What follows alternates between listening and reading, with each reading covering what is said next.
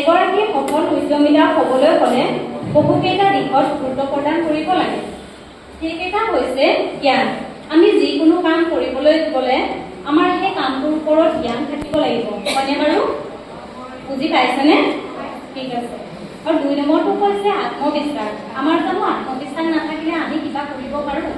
আত্মবিশ্বাসটো আমাৰ লাগিব, হয়নে বাৰু? দ্বিতীয়টো হৈছে আশংকা বহনকাৰী। আমি যিকোনো কাম কৰিবলৈ যাওঁতে আমাৰ অনেক ধৰণে বিপদ আপদ আহে, হয়নে?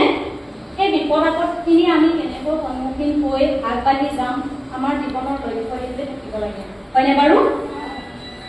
তাৰপিছতে হৈছে কঠোৰ পৰিশ্ৰম। আমি কঠোৰ পৰিশ্ৰম নকৰিলে জানো কিবা বস্তু সহজে লাভ কৰিব পাৰোঁ? কেতিয়াও নোৱাৰোঁ, হয়নে? সেইকাৰণে আমাৰ কঠোৰ পৰিশ্ৰম কৰা গুণটো থাকিব লাগিব। ৫ নম্বৰটো হৈছে নেতৃত্ব দিব পৰা গুণ। নেতৃত্ব দিব পৰা গুণটো আমাৰ থাকিবই লাগিব। আমি যদি কিবা কৰোঁ তেনেহ'লে আমাৰ সেই কামটোৰ প্ৰতি আমি আনক বুজাব পাৰিব লাগিব বা আমি আনক বুজাই মেলি সেই কামটোৰ প্ৰতি কেনেকৈ আগ্ৰহ কৰিব পাৰোঁ সেইটো ক্ষমতা আমাৰ তাত থাকিব লাগিব, হয়নে? হয়, বুজিছেনে আপোনালোক? আপোনালোক কিন্তু খুব সুন্দৰভাৱে শুনি আছে দেই, ভাল লাগিছে। তাৰপিছতে আছে আমাৰ প্ৰতিযোগিতামূলক মনোভাৱ। আমাৰ প্ৰতিযোগিতামূলক মনোভাৱো দৰকাৰ, নহয়নে বাৰু? আমি গাঁৱত আপোনালোকে দেখিছে যিকোনো ব্যৱসায় এটা কৰিলে কি হয়, আপুনি যদি কাপোৰ চিলাইছে আপোনাক দেখি আন কোনোবাও কাপোৰ চিলাবলৈ লয়, হয়নে? তেতিয়া কি হয়, আপোনালোকৰ সমাজত কম্পিটিশ্যন হয়নে? আপুনি সেই কামটো আপুনি কেনেকৈ আগবাঢ়ি যাব তাৰ কাৰণে আপুনি চেষ্টা কৰিব লাগিব, হয়নে?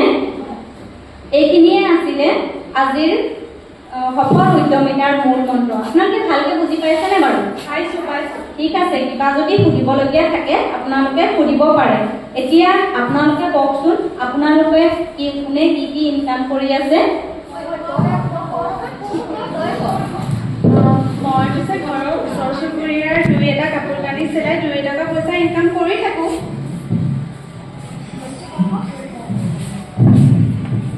মই লকডাউনৰ আগতে ইনকম নকৰা নহয়, কিন্তু কি হ'ব, লকডাউনৰ আগতে যি ইনকম কৰিছিলোঁ তাৰপিছত দেখোন তেতিয়া যি লছ হ'ল আৰু কি গম পাই বাইদেউ, গাঁৱৰ যে দোকানবোৰত ইমান বাকী লাগে আৰু এতিয়া মই তেতিয়াৰ পৰা উঠিবই পৰা নাই। তেতিয়াৰ পৰা দোকান দিলোঁ আৰু ময়ো পিছে ইনকাম নকৰা নহয়, ঘৰতে গৰু ছাগলী গাহৰি পুহি পইচা ইনকাম হৈ থাকে, তাৰে পইচাই মই ল'ৰা ছোৱালীবোৰৰ এডমিশ্যন দিওঁ।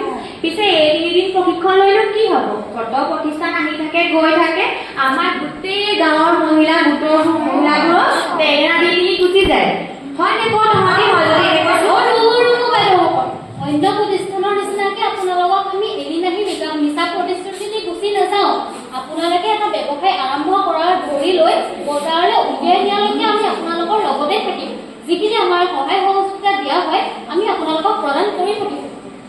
এইবোৰ সঁচাকৈ হয়, তেনেকৈ হ'লেতো ভালেই পাওঁ, আমিও আগবাঢ়ি যোৱাটোৱেই বিচাৰোঁ। পিছে এই 3 দিনৰ পইচা পাতিও কিবা পাম নেকি? বাইদেউ, সেইখিনি সা সুবিধাৰ বিষয়ে পৰ্যায়ত আমি আপোনালোকক বুজাই থাকিম। কাইলৈ আকৌ লগ পাম। আজিলৈ ইমানতে সামৰিছোঁ, ঠিক আছে? ধন্যবাদ। কাইলৈ আহিব লাগিব ন? হয়, কাইলৈ আহিব। ঠিক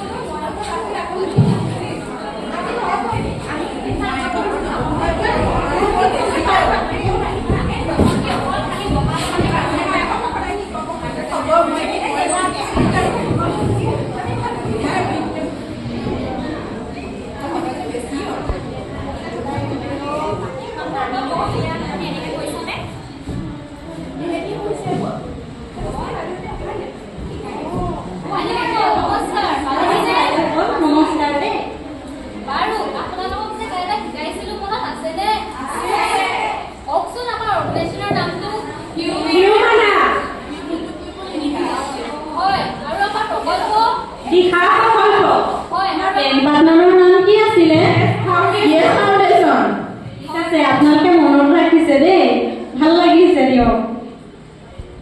বাৰু ঠিক আছে, এতিয়া আমি আমাৰ আজিৰ পাঠ্যসূচীলৈ আগবাঢ়ো। আপোনালোকে ভিতৰতে কোনোবা এগৰাকী উঠি আহকচোন।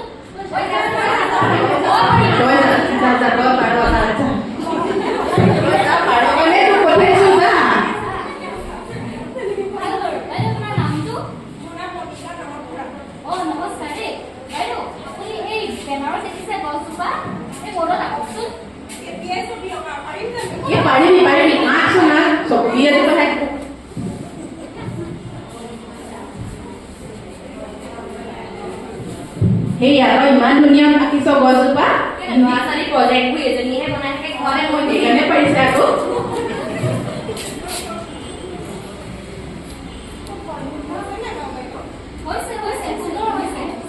বাৰু মনিকা বাইদেউ হাত চাপ কৰি বুজাই দিয়ক।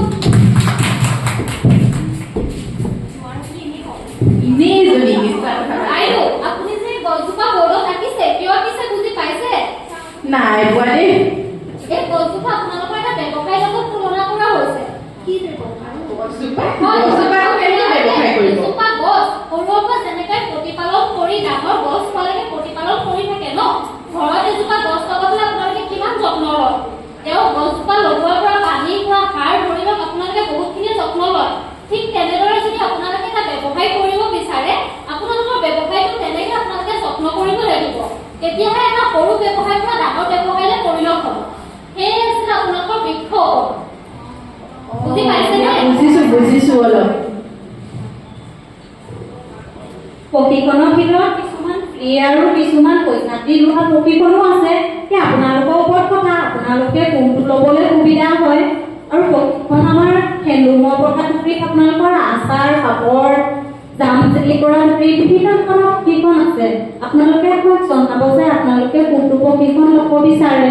ঠিক আছে, আপোনালোকে গ্ৰুপত আলোচনা কৰি লওক প্ৰথমতে।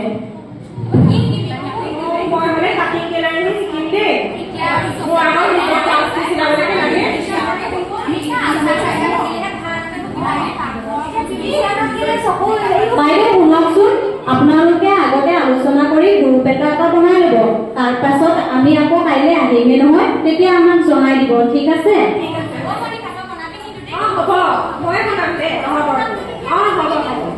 বাইদেউসকল, কাইলৈ আপোনালোকৰ বাৰ্থডে নহয় জানো? আপোনালোকৰ আইডি প্ৰুফ, আধাৰ কাৰ্ড আৰু পান কাৰ্ড লৈ আহিব। আপোনালোকৰ ৰেজিষ্ট্ৰেশ্যন কৰা হ'ব আমাৰ লগত। কিবা এটা আনিলে হ'ব বাইদেউ। আপোনালোকৰ যিটো আনিব আপোনালোকৰ ফৰ্মেটত আছে, ফৰ্মেটত ভৰাই লওক। বাৰু ঠিক আছে, আজিলৈ এৰিছোঁ। ঠিক আছে বাইদেউ, কাইলৈ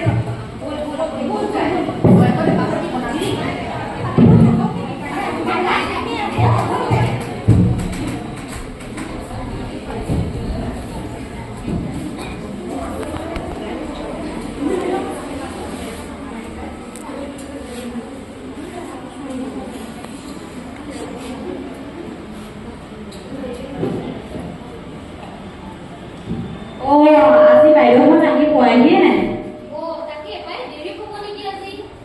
আজি লাষ্ট ডে যে, সেইকাৰণে চাগে অকণমান দেৰি কৰিছে। আমি লৈ লওঁ।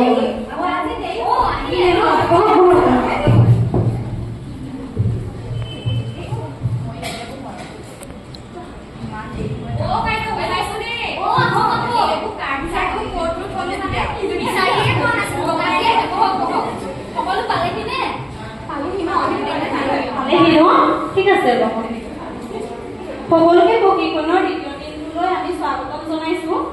আৰু বিশেষ ক'ব লগা নাই। আজি আপোনালোকৰ আধাৰ কাৰ্ড, পেন কাৰ্ড আনিছে চাগে ন? আমি ফৰ্মেট লৈ আহিছো, ৰেজিষ্ট্ৰেশ্যন কৰা হ'ব। তাৰ পাছতে আৰু আপোনালোকক মুদ্ৰা লোন আৰু RCDৰ বিষয়ে কোৱা হ'ব।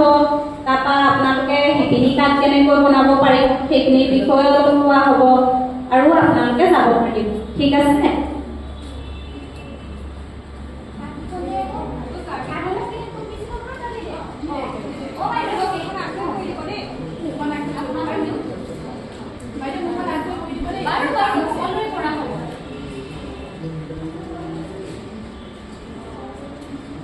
আপোনালোকে এতিয়া কওকচোন, এই 3 দিনত আপোনালোকে প্ৰশিক্ষণত কি কি শিকিলে বাৰু?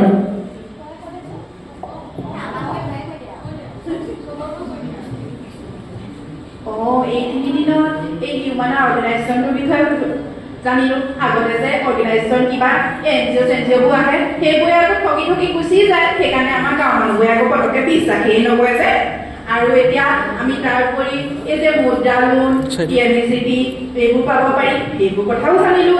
আৰু ইমান যে ফ্ৰী ট্ৰেইনিংবোৰ পাব পাৰি, সেইবোৰ আকৌ এতিয়াহে গম পাইছো। আগতে গম পোৱা হ'লে আমি আগতেই ল'লোহেঁতেন। হয় নে বাৰু কচোন? কিন্তু এতিয়া আমি ল'ম বাইদেউ, আপোনালোকে সহায় কৰি দিব। আমি ল'ম, আমি কামো কৰিম। ঠিক আছে, আমি সহায় কৰি দিম যিমান দূৰ পাৰোঁ। এতিয়া আপোনালোকৰ মাজত কিবা কুৱেশ্যন আছে নেকি? সুধিবলৈতো তেনেকুৱা একো নায়েই, হয়নে? খালি আপোনালোকৰ 2গৰাকী বাইদেউ আৰু হিউমেনা পিপুল ইণ্ডিয়ালৈ আমি অশেষ ধন্যবাদ দিছোঁ। আমাৰ যে এই জাকৈ চুকত আহি আপোনালোকে এই ট্ৰেইনিংখন দিলেহি, নহ'লে মানে আমাৰ এই গাঁৱৰ যি ৰাস্তা কোনো মানুহেই আহিবলৈ নিবিচাৰে, গম পায়নে? বাইদেউ বহুত বহুত ধন্যবাদ দেই আমাৰ মহিলা সমিতি ফালৰ পৰা। হয় বাইদেউ, আমাৰ এইটো কৰ্তব্যই হয়। আমি এনেকৈ গাঁৱত গৈ গৈ মহিলাসকলক কেনেকৈ আমি স্বাৱলম্বী কৰিব পাৰোঁ তাৰ কাৰণে আমিও এনেকৈ কাম কৰি আছোঁ। ঠিক আছে, এতিয়া আপোনালোকৰ আজি দ্বিতীয় দিনটোলৈ আমি শেষ কৰিছোঁ আৰু নেক্সট পৰৱৰ্তী সময়ত আপোনালোকে যিখিনি কাম কৰি থাকিব আমি মাজে মাজে আপোনালোকৰ ওচৰলৈ আহি থাকিম। ঠিক আছে, ধন্যবাদ।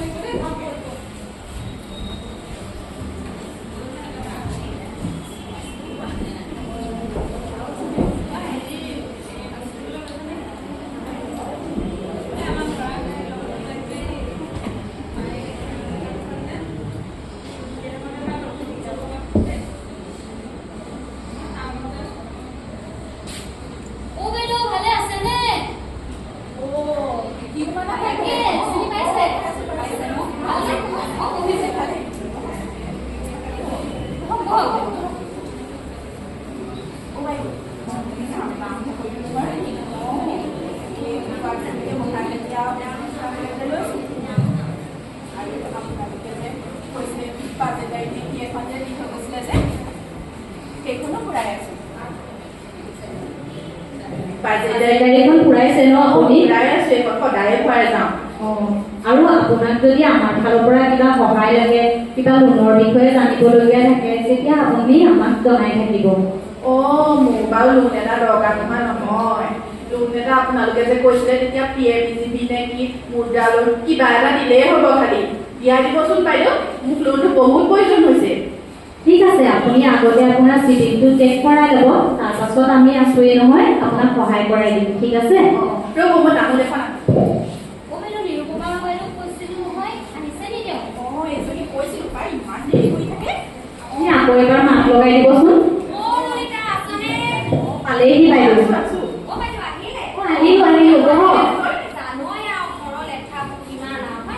ভালে আছে?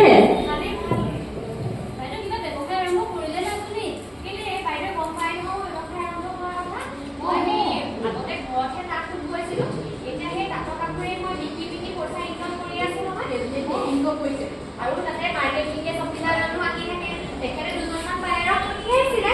তাৰপিছতে সেইখিনিও গামোচা চাদৰ মেখেলাবোৰ দি থাকোঁ নহয়, কৈছে ইনকম হয়। আৰু মই বাজেট গাড়ীখন লৈ আহিছিলোঁ বাৰু, আপোনালোকে ভৰাবলৈ কৈছে ইনকমটো ইয়াতে ভৰাইছোঁ। আপোনালোকে চাই দিবচোন হৈছেনে নাই হোৱা। বাৰু ঠিক আছে বাইদেউ, আপুনি যেতিয়া শিপিনী কাম ইমান কৰি আছে, আপুনি শিপিনী কাম কৰাইছেনে? শিপিনী কাৰ্ড সেইটো ক'ত উলিয়াই আছে? সেইটো আমাৰ মিনিষ্ট্ৰী অফ টেক্সটাইলৰ ফালৰ পৰা আপোনালোকক আৰ্টিচিয়ান কাৰ্ড এখন কাৰ্ড দিয়া হৈছে। আপোনালোকে যদি এপ্লাই কৰিব বিচাৰে আমি আপোনালোকক এপ্লাই কৰি দিম। তাৰ কাৰণে আপোনালোকৰ ডকুমেণ্টছখিনি আমাক দিলেই হ'ব। কি কি লাগিব ডকুমেণ্টছ? তাত আপোনাৰ আধাৰ কাৰ্ড আৰু বেংক পাছবুক আৰু ফটো দুকপি লাগিব। আছিলেই ন, সেই পোৱা হ'লে মই লৈয়ে আহিব পাৰিম। তাকে বাৰু পাছত আপুনি আকৌ এপ্লাই কৰি ল'ব, আমিতো আহিয়ে থাকিম আপোনালোকৰ ওচৰত। আপোনাৰ বাজেট ডায়েৰীখন চাওক। বাইদেউ হ'ব দেই।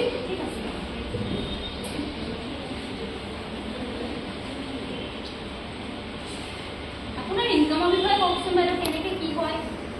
ইনকম আপোনাৰ কি হয়, গাছখিনি আমি এতিয়া অকণমান দামত পাই আছোঁ, সেইটো কাৰণে ইমান এটা প্ৰফিট দেখুওৱা নাই। যদি গাছখিনি অকণমান কমতে পালোঁ হয় তেতিয়াহ'লে ধৰক ভাল হ'ল যে না, পইচা বেছিকৈ ইনকম হ'লে হয় নাই। মই এতিয়া সূতা যি বিচাৰি যাম আৰু এইটো কিবা টেক্স কিবা কিবি লগাই দিয়ে ন, সূতাবোৰ যে টেক্স মই সেইদিনাখনহে গম পাওঁ। তাকে সেইবোৰৰ সুবিধাৰ কাৰণে আপোনালোকক ওলাইছে মিনিষ্ট্ৰী অফ টেক্সটাইলৰ ফালৰ পৰা আৰ্টিচিয়ান কাৰ্ড। আপুনি যদি শিপিনী কাৰ্ডখন উলিয়াই লয়, আপোনাৰ শিপিনী কাৰ্ডখনত বহুত ধৰণৰ সুবিধাখিনি আপোনালোকে পাব পাৰিব। তাৰ পৰা মুদ্ৰা লোনো পাব পাৰিব নহয় আপোনালোকে। বাইদেউ লোনো এপ্লাই কৰিছে। বাইদেউ শুনি চাওক, আপুনি এনেকৈ পুৰাব, এইখন আপোনাৰ হ'ব, সেইখিনি আপুনি চাই লওক।